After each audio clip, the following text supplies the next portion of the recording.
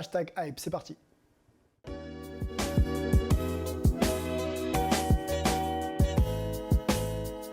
Jérémy, on t'explique un peu comment ça marche ici. La rédac de Hype et de Sport en France scrute un petit peu les réseaux sociaux et dès qu'on a un post qui nous hype justement, qui nous fait réagir, eh ben on le met de côté. Et là, ça concerne Shaquille O'Neal. Tu te souviens de Shaquille O'Neal, hein, la légende des Lakers, 4 fois champion NBA plutôt, 3 avec les Lakers et un titre avec Miami, qui s'est exprimé sur un potentiel retour sur un banc, en tout cas prise de position sur un banc au niveau des Lakers. Et apparemment, ces tarifs sont très élevés. Je vous propose d'écouter tout ça. If the Lakers offer me $25 million a year for 4 years, I'll coach the Lakers. If they give you 25 a year? 25 million a year?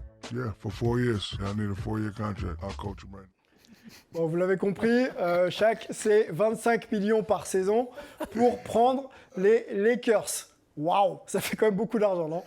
Qu'est-ce que t'en penses, Jérémy? Businessman. Bon, je me demande est-ce qu'il rigole ou est-ce qu'il est sérieux, mais...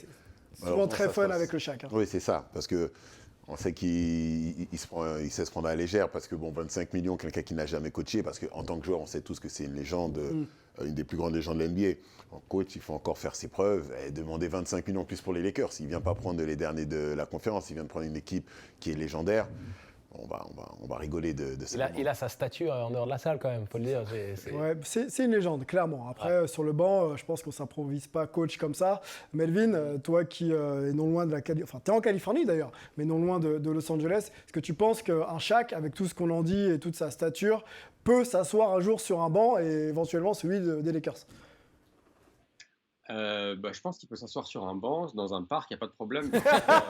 Sur le banc des Lakers, ça va être un peu plus compliqué. Comme le disaient Jérémy et Angelo, il n'a absolument aucune expérience. Donc, surtout après la saison que viennent de faire les Lakers, j'ai beaucoup de mal à imaginer que Shaq soit même, en tout cas que les dirigeants des Lakers le considèrent comme un candidat potentiel. C'est inconcevable qu'il coach tout court, hein. Soyons très honnêtes. Il n'a absolument rien d'un technicien. Il est intéressant dans ses interventions sur la chaîne TNT qui couvre la NBA parce qu'il apporte son vécu de joueur, il est rafraîchissant, il a de l'humour. Mais dans l'absolu, il y a souvent des interventions qui te laissent perplexe dans une capacité de réellement gérer une équipe. Hein. Je pense que le Shaq se fixe par contre aucune limite. Hein. Vous oui, quelques films bien sentis qu'il a pu faire. Ça l'a pas gêné le Shaq. Messieurs, il faut qu'on avance. On a un deuxième poste et surtout une deuxième information liée à Jordan Brand, la marque Jordan Brand qui est portée à peu près par tous les gamins du monde entier et pas que d'ailleurs, va s'associer avec le célèbre manga Naruto. Jérémy, Naruto, ça te parle? Peu. C'est-à-dire que c'est quelque chose dont on m'a toujours beaucoup parlé, mais j'ai jamais regardé. Jamais regardé? Ouais, parce que... Bon, en tout cas, la marque continue un peu son expansion hors basket. Est-ce que justement le fait d'aller sur d'autres créneaux, Angelo, ça permet aussi de continuer à gagner un peu des parts de marché pour une marque qui est mondialement connue? Complètement. C'est très business, mais ça a du sens parce que y a une identité aussi par rapport à Naruto.